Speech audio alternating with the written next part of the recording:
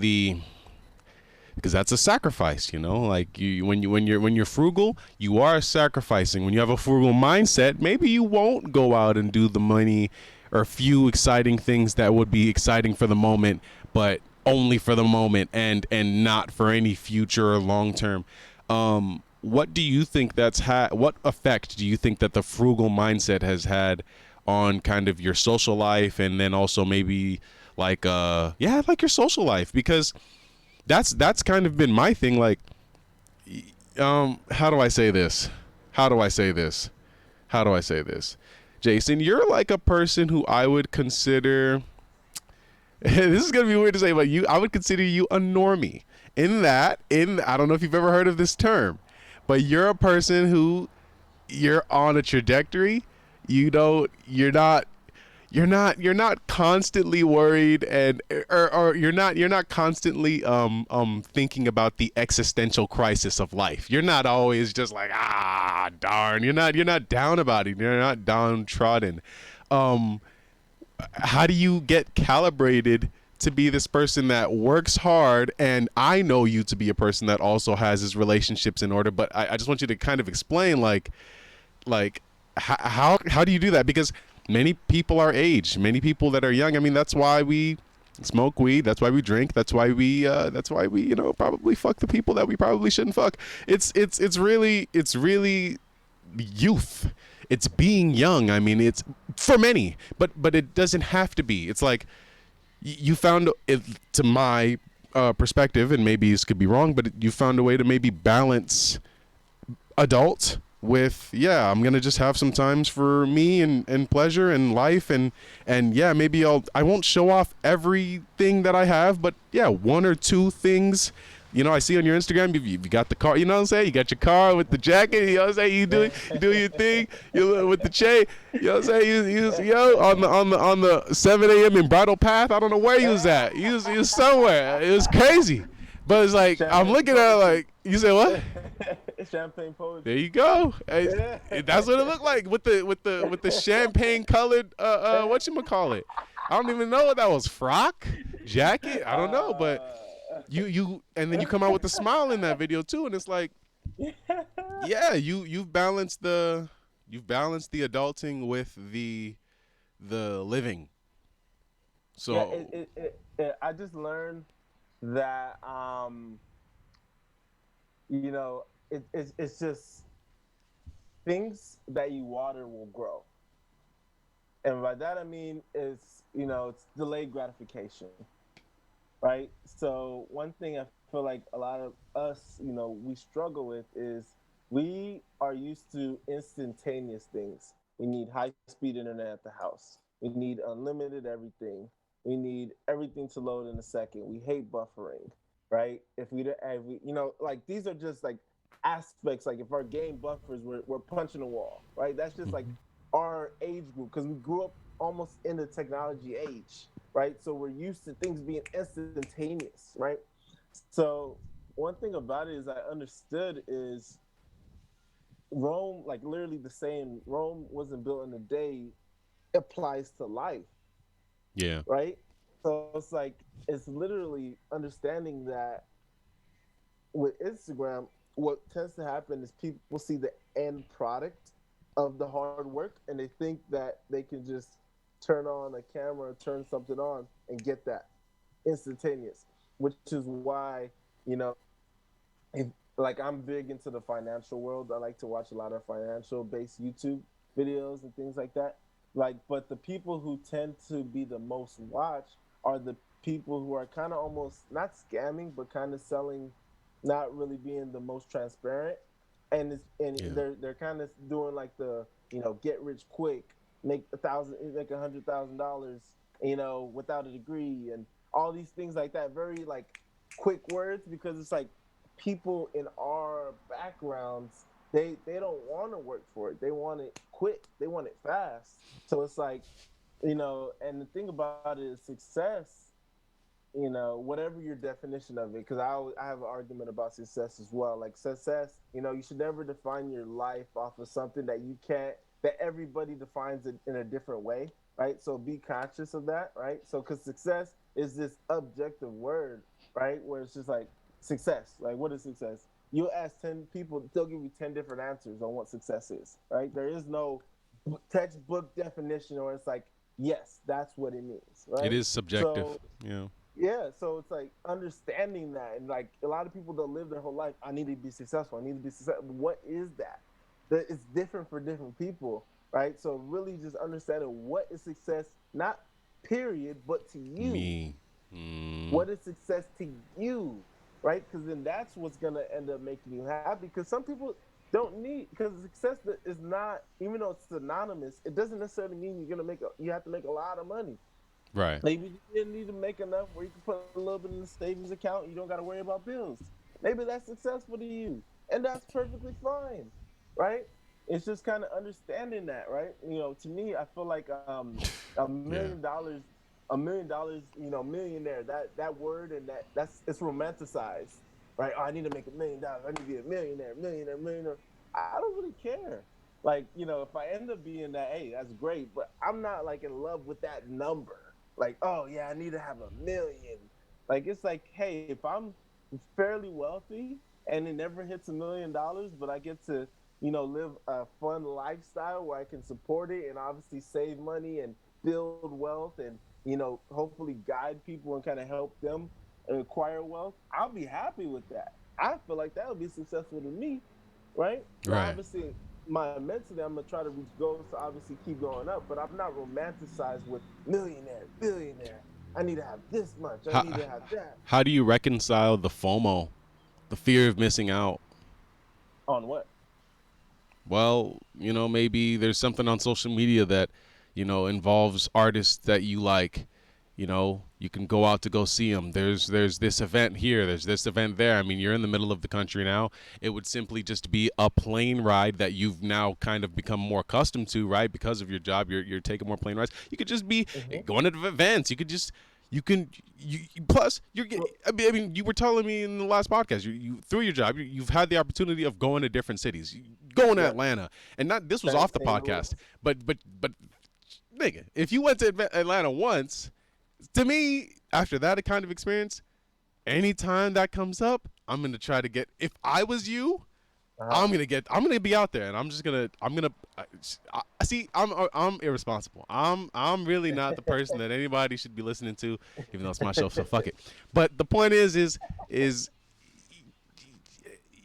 the fear of missing out on. I'm sure these opportunities come up inside of your line of work and adjacent to the line of work. How do you reconcile that? How do you get around that?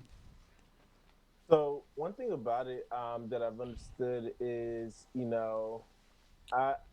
I for one, I derive pleasure. I feel like I derive happiness and like this excitement off of different things. So I derive like excitement off of saving money, acquiring Right. assets, things like that. Looking in my account and seeing a number grow.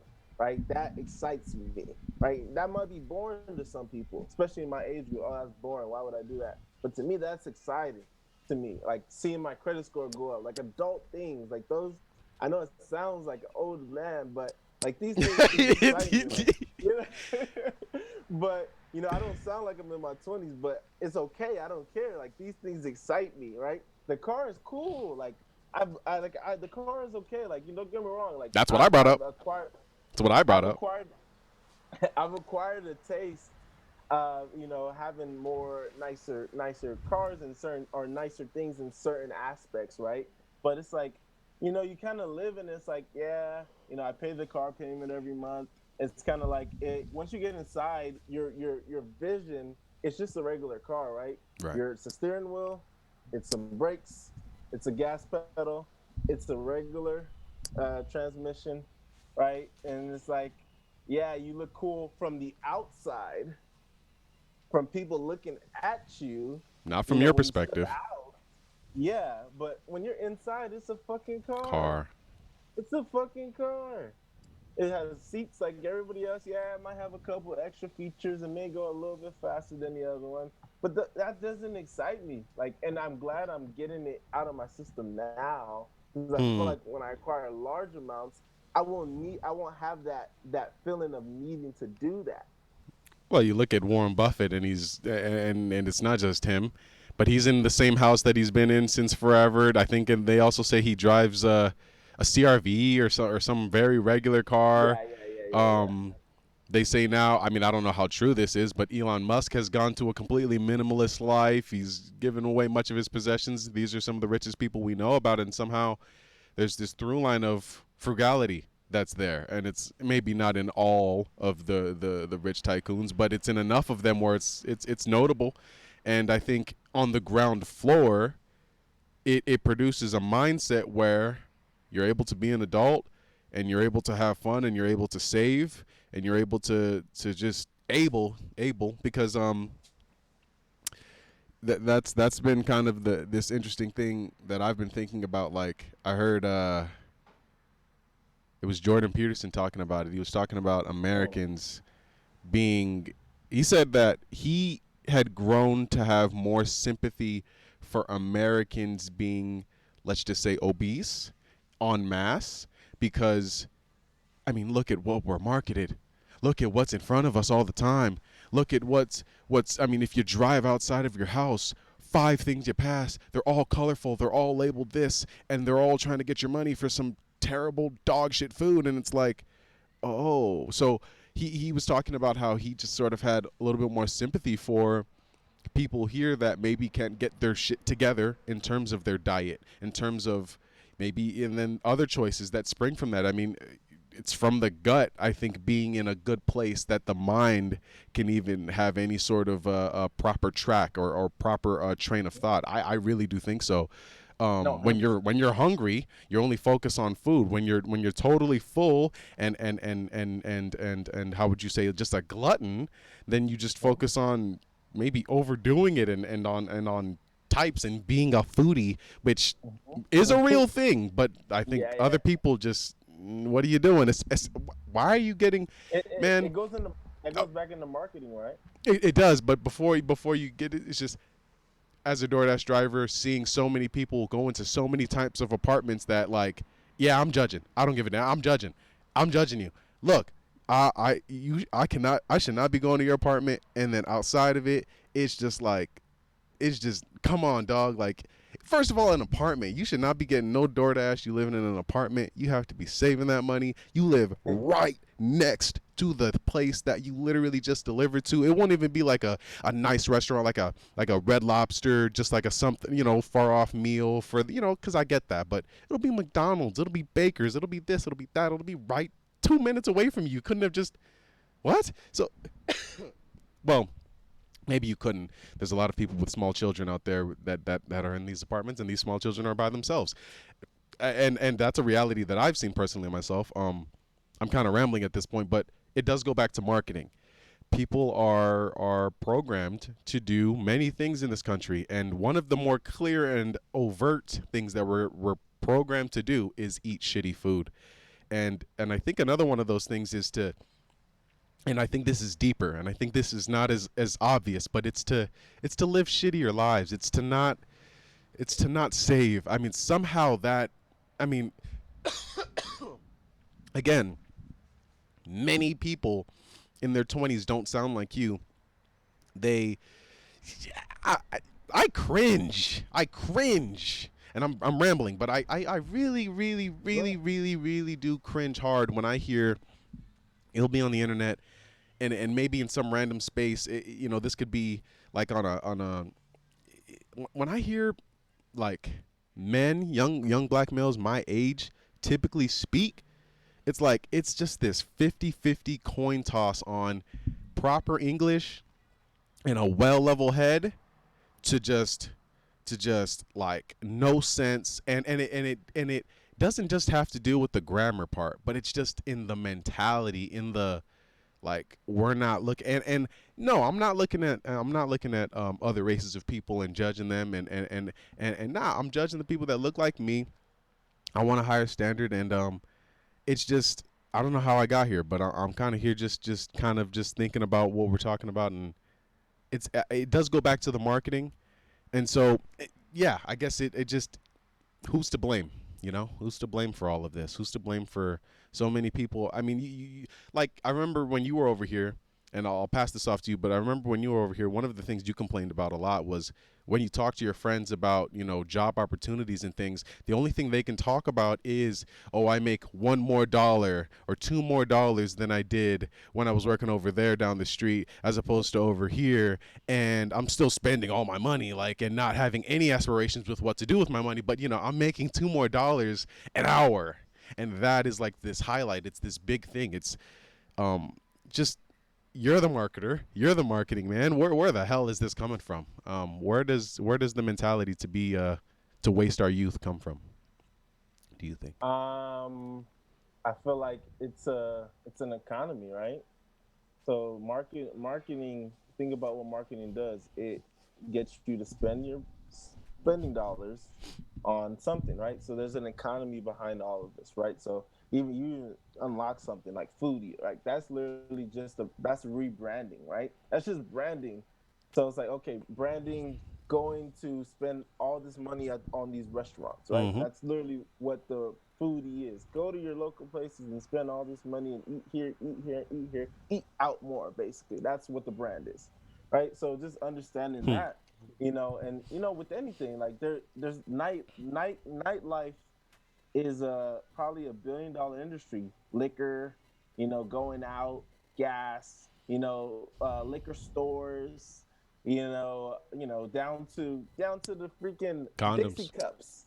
No, I Dixie. was gonna say Dixie cups, yeah, But but yeah, condoms too, I yeah, was just in the or club not, sipping some rum.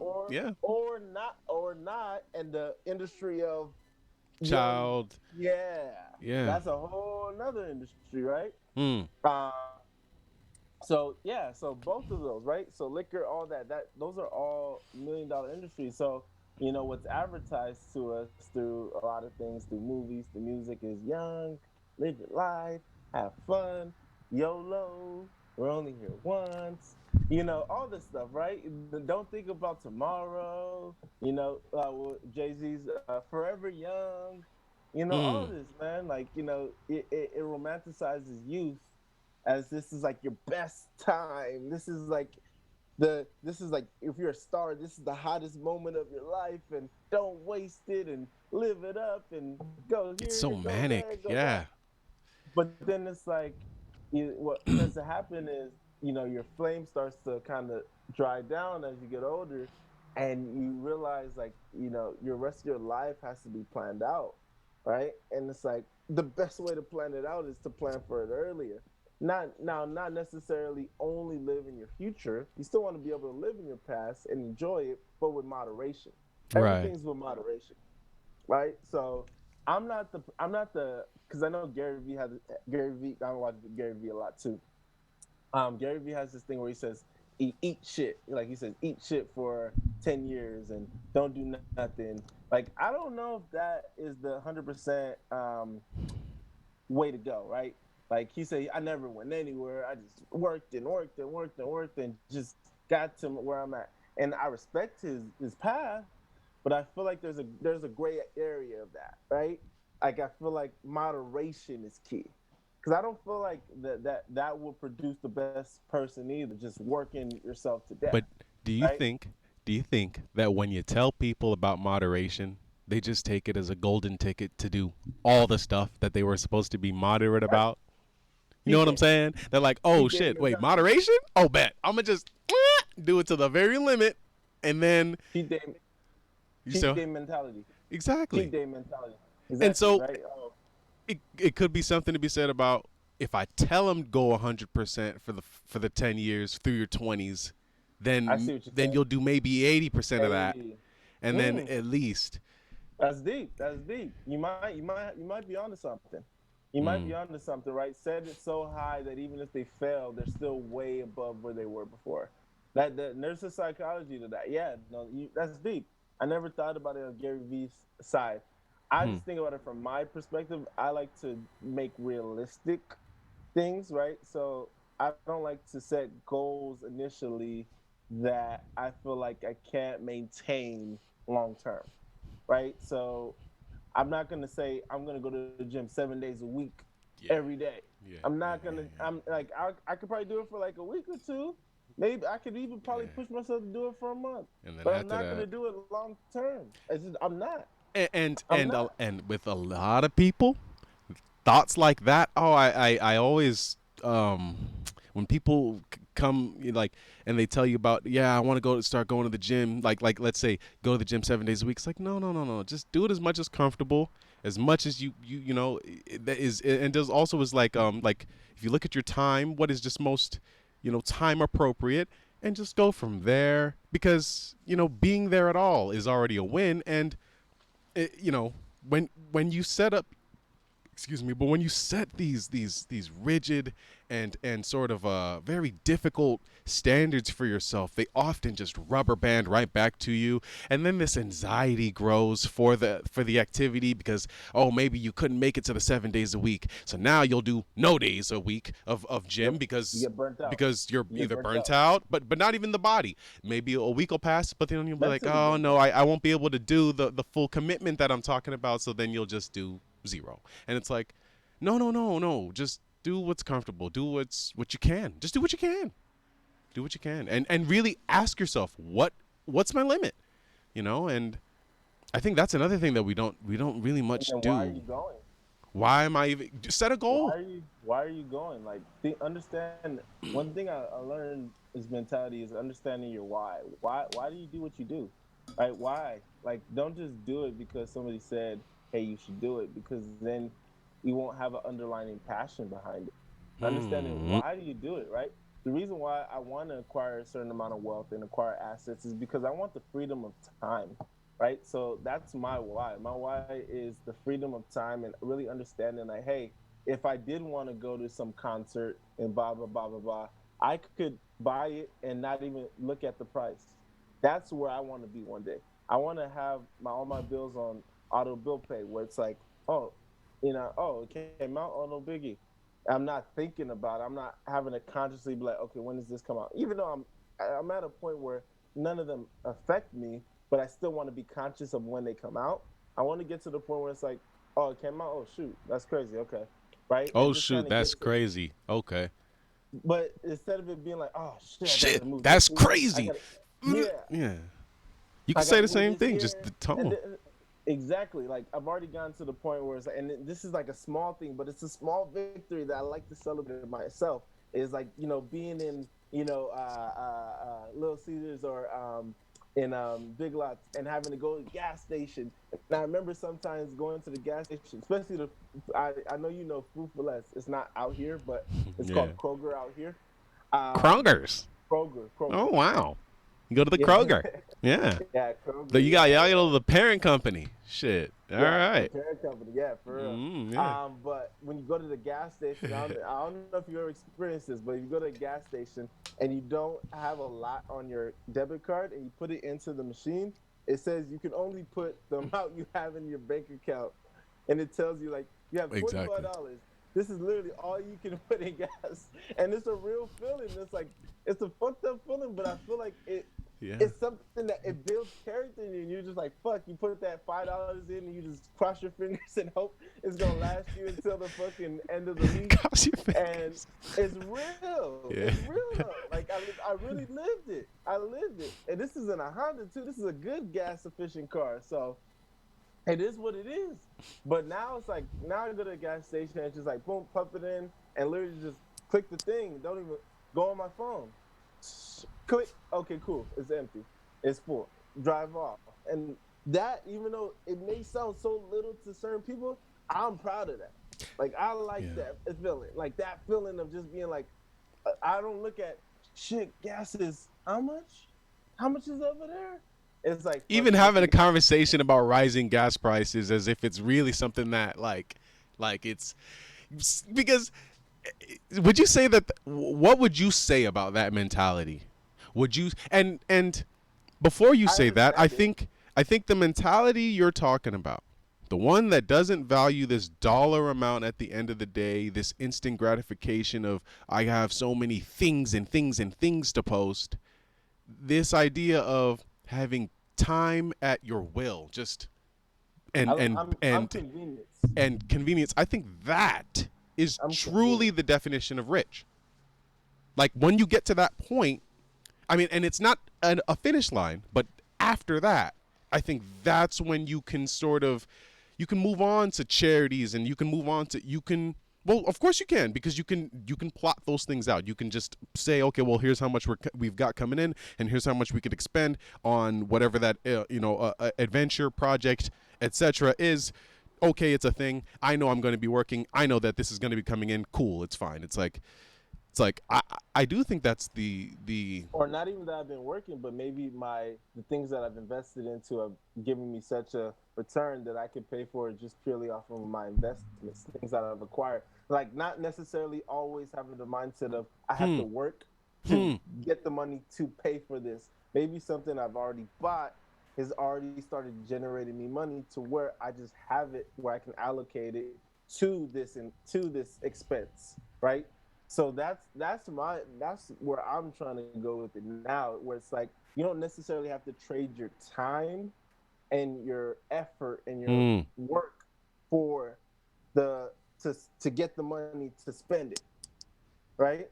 I'd rather it be like more of a funnel of I spend my time, I work hard, I'm very diligent on what I do, I make a certain amount, and I save majority, obviously invest a lot, and then obviously with the frugality, use a little bit of it for enjoyment, but majority of it's going towards investments and things like that. That eventually I can see a return on to where I have multiple streams, right? And then essentially I can keep reinvesting into these streams. Essentially can essentially pay for my lifestyle, and then all the money that I'm acquiring from my work, my physical time, is essentially disposable income that I could hmm essentially do whatever I want with, right? I could essentially reinvest these things. I could save more, right?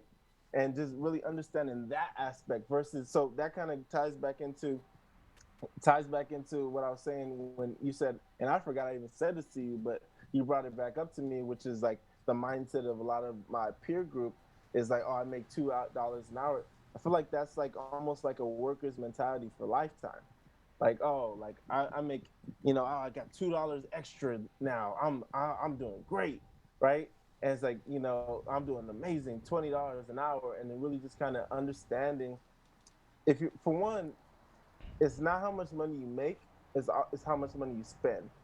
Once I understood that, literally you could be making $1 million a year, but if you spend 1,000,001, you're broke, hmm right? that's So right. really understanding that aspect, if you make more money and you also up your expenses because to fit your You're lifestyle, yes you're still broke. broke. You're still broke. So really understanding it's like you still gotta live moderately, right? So it's like, okay, cool. If you're making X amount of dollars, you gotta live like you're making this much, right? And you don't up the lifestyle. You keep it below your means, Yeah. and you save that rest. You stack the rest. And when I say save, I don't necessarily mean put it away, but start investing in different avenues you can go about, right?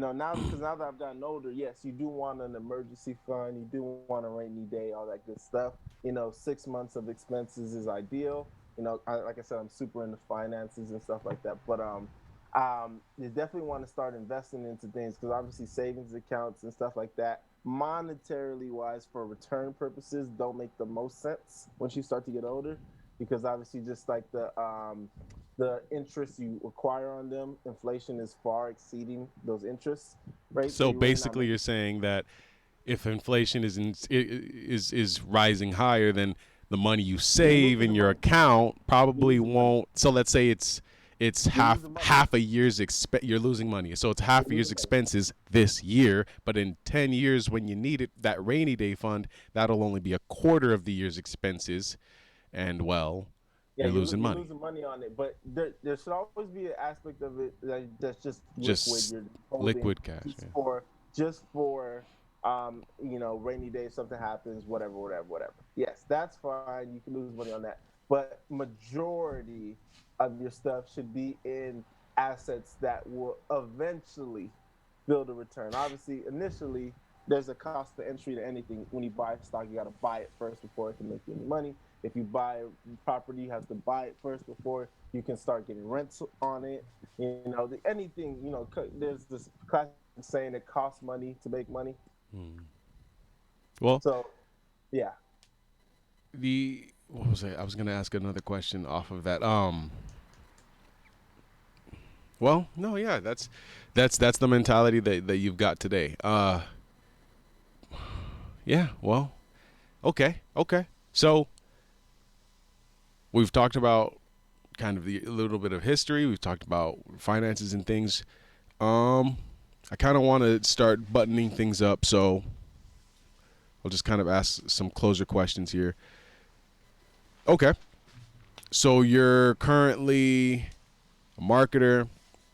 You're currently, saving. You're currently essentially on the path towards the lifestyle that you want, that you've described, wherein time is really now in your control. I think that's the main thing that I'm taking. It's that, yeah, time is in your control, and this life, it is about work.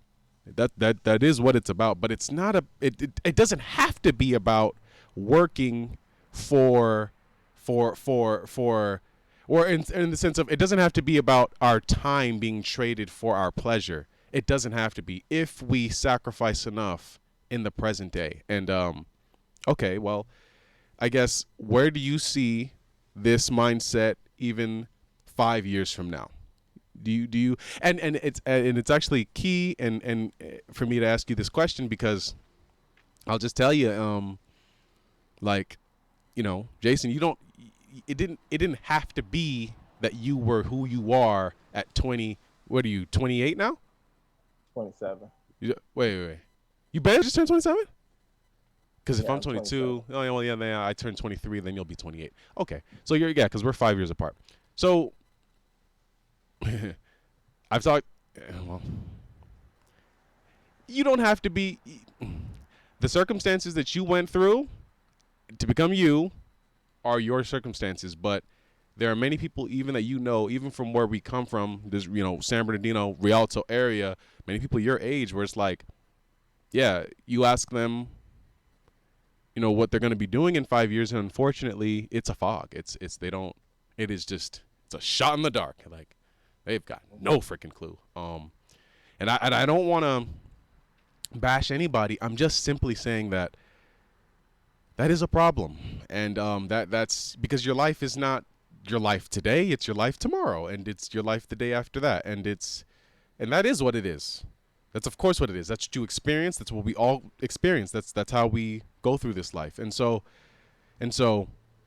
where do you see yourself 5 years from now? Do you see yourself pretty much within more of the lifestyle that you described, or do you think that's going to be a longer endeavor, maybe Yeah, even just a lifetime endeavor? yeah. So actually, I've been working on this 5 years in the future because one of my mentors, he says, if you really, in order to truly dream, you should make it more vivid, right? So don't just say I want to be rich, I want to make money, I want to have a car. Be vivid about it. So I'm trying to be more vivid about it now. So I think in 5 years, I think I'm gonna have a Tesla Model S, right? Oh I shit! already know what Yeah, color I'm yeah. painting. I'm a paint it like one of my favorite colors, dark forest green. Um, Fly, so yeah, super fly fly. on Teslas, Yep. super fly. It's But okay. nobody has that color either, so Mm-mm. it's not stock color. So Mm-mm. so if you see it out there and it's out here, somebody stole it from me. Uh, yeah, Okay. so forest green for sure. I want to have at least by 5 years. I want to at least have about four doors, four rental properties that I can obviously start acquiring wealth into. I'm studying into, sir, obviously I want to be able to be in a position where I can, start investing into certain things. Like, I'm starting to watch interviews with like Magic Johnson and Shaq and like people who are very intelligent investors. And like I'm starting to listen to certain key things that they're saying, like Shaq was doing the interview.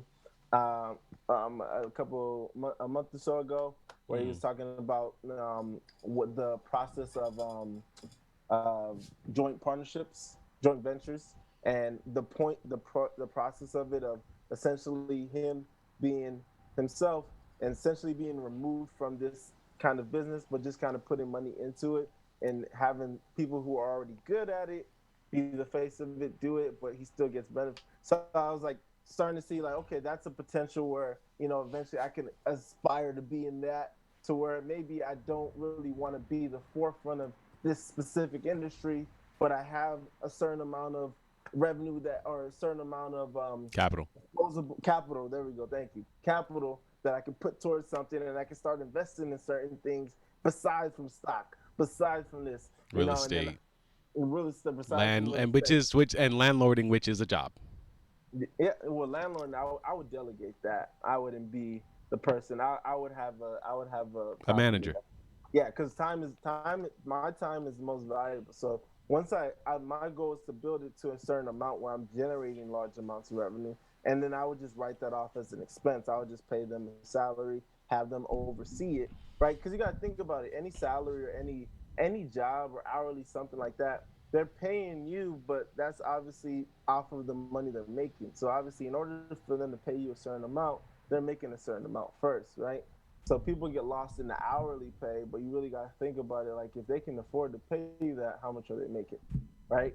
So really, just kind of breaking it down to that aspect. I'm willing to pay somebody once I have a certain amount, obviously, as far as revenue is concerned. I'm willing to cut into that profit to pay somebody for the convenience of them looking it over, and I can focus on my personal stuff. And then I just get the remainder of the revenue and have them deal with all the day to day. This is why, if you look at all your local businesses, there's a corporate person that kind of oversees all the different markets, and then there's the day-to-day manager that makes sure that the store is clean and everything's stocked and everything like that. There's a reason why the main guy in Walmart, the main top guy in Walmart, doesn't make sure that the chips are stocked in the one in Rialto. No, Mm. there's fucking people in the store that are in charge of that. Right? He gives them that responsibility. Do, He He gives them that responsibility. You're an employer. It's like, yeah, like you gave that person a job. They have something to do now. Like it's the way you describe it is it's so on the beneficial side for you and your time, but no. It's like that person now has something to do. They have something to do, something that yeah they could either do very well or something that they could either do poorly. And it is a serious job. It is something that could be fumbled. And going back to you saving your time, but you gave that person a responsibility, man. And it's like that's well, then that goes then to the American dream. I mean, that's just people giving other people a chance to make something out of themselves, and they can do that. And theoretically, if we keep that in our community, then hey, maybe like more people will start to just not look so impoverished or beaten up by the system. Maybe they'll have a community that they can fall back on, and not just fall back on, but that they can contribute to, that they can work for, that they can. Yeah, that is the American dream. I think. I mean, shit, man. But yeah. Hmm. Hmm. So the four properties, Tesla. yeah Anything else in this Tesla. 5 years that you can vividly I'm see? really doing a lot of research into this vending machine business. I'm starting to get very intrigued by it because I'm starting to watch this. I think it's called Millionaire Mindset podcast. And it's very interesting because they were talking to this guy who has a or essentially has a multi-million dollar business, and he's how he a multi-million dollar business in vending machines, so Okay. placements and things like that. So, and it's very interesting how he kind of did it, and it has a kind of like a I won't say a messed up, but kind of like a disheartening part of it, but it's kind of like I understand it. So what he did is he says he calls a lot of local like motels and hotels in lower income areas, and he essentially tells them, "Hey, I'll give you I'll put my vending machine in here. I give you about 10%, obviously these owners of these motels are like, well, fuck yeah. He goes out there and he just puts all these snacks, all these non-nutritional things in these areas, and obviously we're the biggest consumers of junk food. So he does Mm. very, very well by simply doing that and getting a lot of placement in hotels, motels, the little, apartment complexes and things like that. Simply just by calling these places up because nobody ever thinks to go to these places, right? Maybe because they're scared. So scared, maybe just or ignorance to it, whatever, right? So, or they just don't think about it. They just want to be in the nicer places, et cetera, et cetera. But the more established places is the more you have